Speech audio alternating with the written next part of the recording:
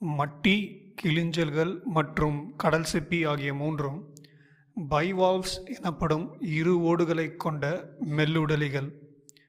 மட்டி மற்றும் கிளிஞ்சல்கள் உப்புநீர் மற்றும் நன்னீரில் வாழக்கூடியவை, ஆனால் கடல் சிப்பி உப்புநீரில் மட்டும் வாழக்கூடியவை.